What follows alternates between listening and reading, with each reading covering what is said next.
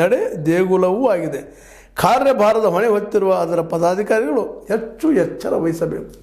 ಭಾಳ ಸತ್ಯವಾದ ಮಾತು. ಯಾಕಂದ್ರೆ ಅಲ್ಲಿ ಹೋಗಿ ದುಡ್ಡು ಮಾಡ್ಕೊಳ್ಳೋದು, ದುಡ್ಡು ಹಿಡಿದು ಆರಾಮ್ ಹಿಡಿದು ಲೈಫ್ ಎಂಜಾಯ್ ಮಾಡೋದು ಅಂತಲ್ಲದು. ಅದು ಕನ್ನಡ ಭಾಷೆ, ಕನ್ನಡ ಸಾಹಿತ್ಯ, ಕನ್ನಡ ಕಲೆ, ಸಂಗೀತ ಎಲ್ಲವನ್ನು ಒಂದು ನಿಟ್ಟಿನಲ್ಲಿ ಜೊತೆಯಲ್ಲಿ ತೆಗೆದುಕೊಂಡು ಹೋಗುವಂಥ ಸಾಹಸ ಮಾಡುವಂಥದ್ದು ಪರಿಷತ್. ಅನೇಕ ಒಳ್ಳೆಯ ಕಲಾವಿದರನ್ನ, ಲೇಖಕರನ್ನ ಹೊರಗೆ ತರುವಂಥ ಕೆಲಸ ಆ ಪರಿಷತ್ತು.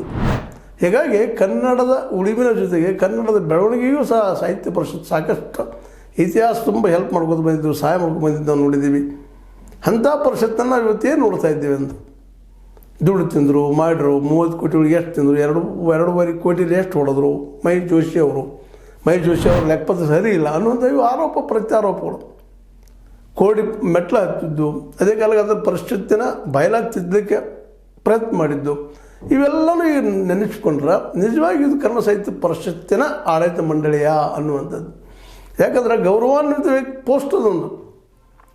ಇಡೀ ನಮ್ಮ ಕನ್ನಡ ಸಂಸ್ಕೃತಿಯ ದೇಗುಲ ನಿಶ್ಚಿತದಲ್ಲಿ ಎರಡು ಮಾತಿಲ್ಲ.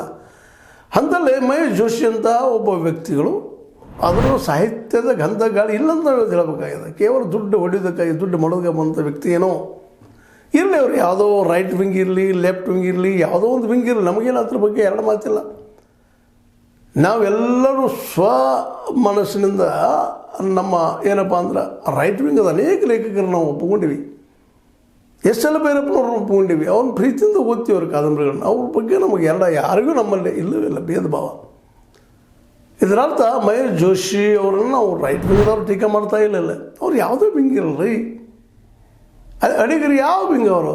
ಜನಸಂಘದಿಂದ ಬಂದಂಥವ್ರು. ಅಡಿಗರನ್ನೆಲ್ಲ ಅಪ್ಕೊಂಡಿದ್ದೀವಿ ನಾವು, ನಮ್ಮ ಸಾಹಿತ್ಯದ ಪಿತಾಮಹ ಅಂತೇಳಿ. ಜೊತೆಗೆ ಅವ್ರ ಕಾವ್ಯವನ್ನು, ಅವರ ಬರವಣಿಗೆಯನ್ನು ಮೆಚ್ಚಿಕೊಂಡಿದ್ದಾರೆ ಸಾಕಷ್ಟು ಜನ. ಆದರೆ ಅದು ವೈಚಾರಿಕ ಚಿಂತನೆ, ವೈಚಾರಿಕ ಘರ್ಷಣೆ, ಸಂಘರ್ಷಣೆ ಇದು ಮಾಡಿದ್ದಂಥದ್ದು ಭ್ರಷ್ಟಾಚಾರದ ಅವ್ಯವಹಾರ. ರಾಜಕೀಯ ಇಲ್ಲಿ ಆಗ್ರಿ. ಅದು ರಾಜಕೀಯ ದುಡ್ಡು ಮಾಡೋದು, ಮತ್ತೆ ದುಡ್ಡು ಹಂಚೋದು, ಮತ್ತೇನು ಮಾಡೋದು, ಸುಳ್ಳು ಹೇಳೋದು, ದಗಲ್ಬಾಜಿ ಮಾಡೋದು. ಇಲ್ಲಿವರೆಗೆ 2.5 ಕೋಟಿ ರೂಪಾಯಿ ವ್ಯವಹಾರದ ಬಗ್ಗೆ ಇನ್ನೂ ಹೇಳ್ತಾ ಇಲ್ಲ. ಅದಕ್ಕಾಗಲ್ಲೇ